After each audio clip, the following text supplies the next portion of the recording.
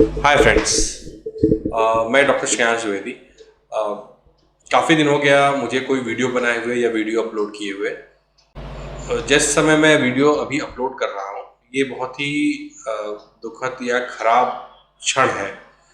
पूरे देश में कोविड की दूसरी वेव आई हुई है और ऑलमोस्ट सभी लोग इसकी चपेट में आए हुए हैं। कोई भी परिवार ऐसा नहीं बचा है जिसमें शायद ही कोई कोविड का पेशेंट ना हो।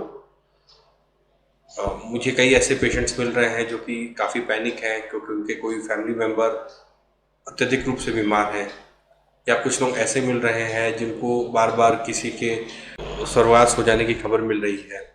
वो काफ़ी पैनिक हो रहे हैं। इस पैनिक में कुछ लोग ऐसे भी हैं जो अनावश्यक रूप से ऑक्सीजन लेकर के अपने घर में स्टोर करके रख रहे हैं।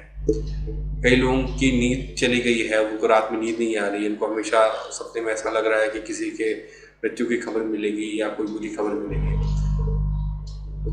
दौर काफ़ी खराब है और इससे हमें जूझना बहुत ज़रूरी है। मैं आप सबसे अनुरोध करूंगा कि पहले आप लोग थोड़ा संयम बनाए रखें। ये क्षण है, अगर इसको संयम से हम लोग देखेंगे तो किसी की हम लोग को ज़्यादा तकलीफ़ें नहीं झेलनी पड़ेगी। हालांकि तकलीफ़ें ऑलरेडी हम लोग बहुत झेल रहे हैं, लेकिन और तकलीफ़ें बहुत ज़्यादा नहीं पड़ेंगी।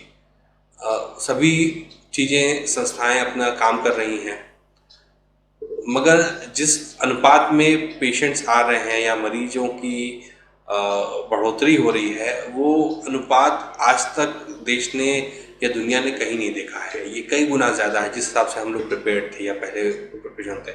पहले आमतौर पे जो थोड़ी बहुत बीमारियां आती थी, कभी डेंगू आ गए तो दिल्ली में कुछ 100 पेशेंट मिल गए, या मौसम में या कुछ 100 मलेरिया के पेशेंट्स मिल गए। इस ढंग से चीज़ें बढ़ती थी, लेकिन अभी आपको प्रतिदिन हज़ारों की संख्या में पेशेंट्स आ रहे हैं और एकदम नई बीमारी है। और पिछले साल से ही हम लोगों ने सीखा कि इसका ट्रीटमेंट कैसे किया जाए। डॉक्टर्स लोग अभी भी सीख रहे हैं। सबसे बड़ी दुर्भाग्यपूर्ण बात यह है कि इसके लिए ऑक्सीजन बहुत ज़रूरी है ट्रीटमेंट के लिए, लेकिन वो सभी मरीजों को ज़रूरी नहीं है। सिर्फ उन मरीजों को ज़रूरी है जो कि इनका ऑक्सीजन कंसंट्रेशन काफ़ी कम हो रहा है। तो आप अपने डॉक्टर के पास जाएंगे तो भिन्न भिन्न जांच आपको करा करके इससे पता चल जाएगा कि आपको के लंग की स्थिति क्या है, या अभी आपका कोविड लंग को कितना इम्पैक्ट दे चुका है। साथ में आपका ऑक्सीजन कंसंट्रेशन कैसा है। ये भी बहुत ज़रूरी है कि आपका बचा हुआ जितना, अगर आपने या हमारी सीटी सीवियरिटी इंडेक्स मान लिया आपका 10 चल रहा है, लेकिन बचा हुआ लंग आपका हेल्दी है कि नहीं हेल्दी है। अगर स्मोकर्स हैं या कोई पॉल्यूशन वाले एरिया में रहे हैं या ओल्ड लंग इलनेसेस हैं, ऐसे पेशेंट्स में चीज़ें ज़्यादा परेशानी की हो रही हैं। अभी आपको कोशिश यही करें कि आप लोग घर से कम बाहर निकलें, और निकलें तो पूरा मास्क पहन के निकलें, क्योंकि मेनली इसमें ट्रांसमिशन आपका एरोसॉल से हो रहा है। कि कोई खांस रहा है या छींक रहा है तो एरोसॉल से जो शरीर से बाहर निकल रहे हैं वो कुछ देर तक रह रहे हैं बाहर। अगर वो धूल वगैरह से चिपक गए तो काफ़ी देर तक वो रह रहे हैं और धूल के माध्यम से बहुत दूर तक वो चले जा रहे हैं। तो आपको मास्क रेगुलरली पहनना है। घर में प्रोटेक्टेड एनवायरनमेंट में रहिए। घर में खास तौर से बुजुर्गों और बच्चों को बचा के रखिए। इसमें सबसे ज़्यादा इम्पैक्ट आपकी जो गरीबी रेखा से नीचे लोग हैं या दिहाड़ी लोग जो काम कर रहे हैं, जो ठेले लगाते हैं या सब्जियां बेचते हैं, वो लोग ज़्यादा इम्पैक्ट है। तो कोशिश यही करें कि आप लोग जो भी सामान खरीद रहे हैं या जो भी चीज़ें कर रहे हैं, तो कोशिश करें कि आप अपने लोकल से ही खरीदें, ताकि उन लोगों को इस चीज़ में हेल्प मिले। बड़ी बड़ी कंपनियां, बड़े बड़े वेंडर्स शायद सर्वाइव कर जाएंगे, लेकिन ये लोग हैं जो कि सर्वाइव करने में उनको दिक्कत हो रही है। आप इन लोगों को सपोर्ट करेंगे तो आपकी एरिया में भी क्राइम कम होगा। ये भी बहुत ज़रूरी है। हेल्थ का पूरा ध्यान रखें। जहाँ तक ज़रूरत हो बाहर न निकलें। घर में ही रह करके जब तक दिक्कत ना हो आप अपना ट्रीटमेंट कराते रहें। अगर ज़रूरत हो तो फिर ज़रूर से आप हॉस्पिटल या बाकी सुविधाओं का ले सकते हैं। अच्छा, और एक बात मैं बिल्कुल कहना चाह रहा हूँ कि लोग इस दौर में व्हाट्सएप, फेसबुक के माध्यम से बहुत ज़्यादा नकारात्मकता फैला रहे हैं। आपको इतनी नकारात्मकता फैलाने की ज़रूरत नहीं है, क्योंकि आप इससे किसी का लाभ नहीं कर रहे हैं। सिर्फ आप जनता में एक पैनिक या फिर एक सिचुएशन ऐसा क्रिएट कर रहे हैं जो कि अनावश्यक रूप से बढ़ रहा है।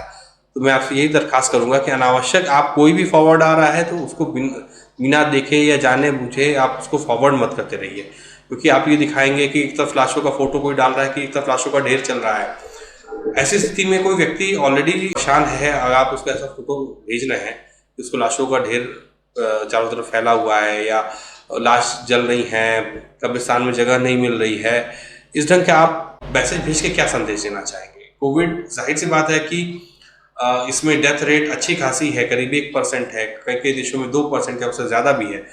तो आप 1 लाख लोग आप इन्फेक्ट हो रहे हैं तो आप एक्सपेक्ट कर सकते हैं 1,000 लोग मर सकते हैं, लेकिन हम उसको चीज़ों का कम कर सकते हैं। लेकिन आप इसको पैनिक क्रिएट करके आप जो परिवार है, जो परेशान है, उसको उसके लिए आप क्या संदेश देना चाहेंगे? तो ये बहुत ज़रूरी है कि आप क्या अ, संदेश देना चाह रहे हैं फेसबुक पे, या किस ढंग से आप जनता को क्या संदेश देना चाह रहे हैं, या व्हाट्सएप पे क्या देना चाह रहे हैं, तो बहुत सोच समझ करके इसको कीजिए, आगे बढ़ाइए। अगर आपके एक बुद्धिमान निर्णय से समाज की स्थिति बदल सकती है, और जहाँ तक हो सके अगर आपसे कोई बात कर रहा है फ़ोन पे या कुछ कह रहा है तो उसको आप सांत्वना दीजिए, उसको ढाढ़स बनाइए, क्योंकि ये सब वक्त खेल है। और अगर किसी को कोविड हो रहा है, उसको मान लीजिए ऑक्सीजन की सपोर्ट हो रही है तो कुछ दिनों तक हो रही है, उसके बाद वो स्वतः ठीक हो जा रहा है, तो आप उस समय पे ज़रूरी है कि आप परिवार के लोगों को सांत्वना दें और उनका हिम्मत बढ़ाएं। धन्यवाद। जय हिंद।